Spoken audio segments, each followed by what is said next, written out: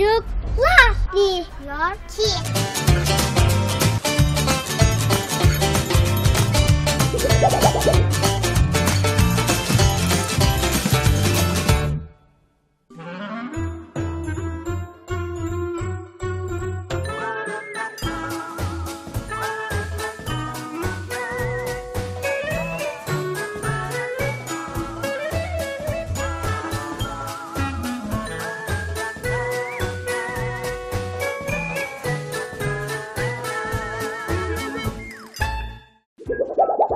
Gece mi daha güzel, gündüz mü? Gündüz. Çünkü gündüzleri oyun oynayabiliyoruz. Gündüz. Okula gitmek için. Çünkü her şeyi öğreniyoruz. Gündüz. Çünkü gündüzde çiçekler açıyor, kelebekler havada uçuyor. İkisi de. Gündüz.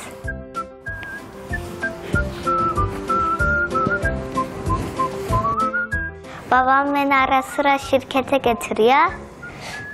Arada oynuyorum. Gündüz elektrik kesilunca etrafa görebiliyor. Gündüz. Yatmayı seviyorum. Gündüz. Gündüz olmasında her yere gidiyoruz. Her yere gidiyoruz. Gündüz.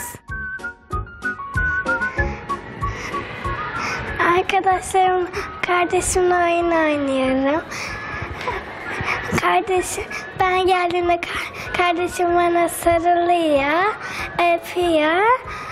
Sonra üstümü çıkardıktan sonra kardeşimle oyun oynuyorum. Gündüz. Gündüz okula gidiyoruz. Gündüz. Çünkü okullarımıza gidiyoruz. Derslerimizi çalışıyoruz. Öğretmen yemeğimizi yiyoruz. Gündüz. Çünkü gündüz okula gidiyoruz. Markete falan gidiyoruz. Markette yiyecek alıyoruz, yiyoruz. Gündüz. Okula geliyoruz.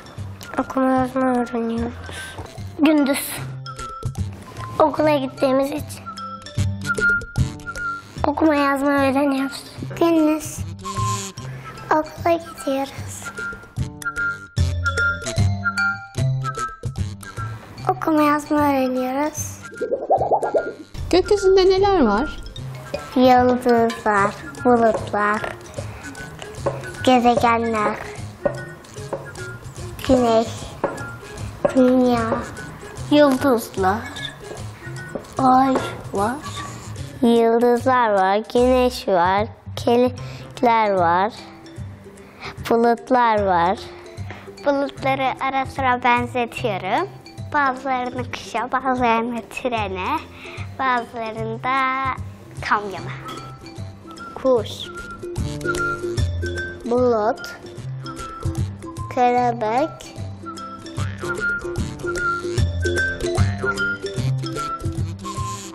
böceği, leylek, yıldız, ay, güneş, bulut.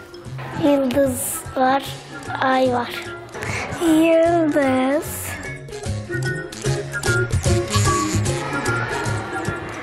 ay, güneş, bulut.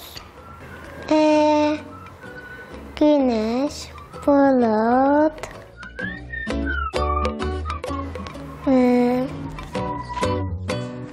Kuşlar, kargalar, kelebekler. Ay var, yıldız var, bulut, güneş, ay, yıldız, ay, güneş, bulut. Ay var, yıldız var. Gece olduğunda güneş nereye gider? Ayın arkasına. Aşağıya. Dağların arkasına. Batmaz mı? yatar. Evine. Uyuyor. Kayboluyor. Bulutların içine. Görünmez. Hiç kimse yüzünü göstermez. Başka bir rüya. Başka ülkelere gider.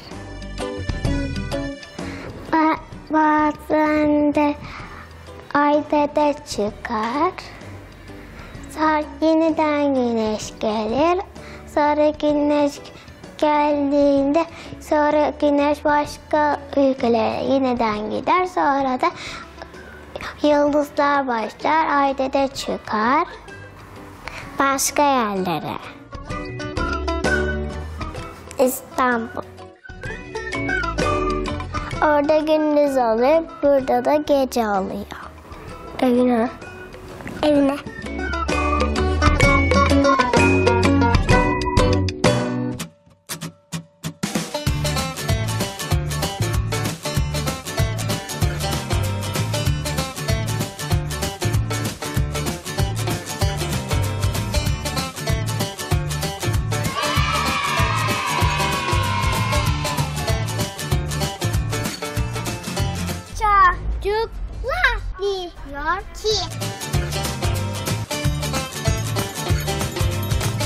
Çocuklar diyor ki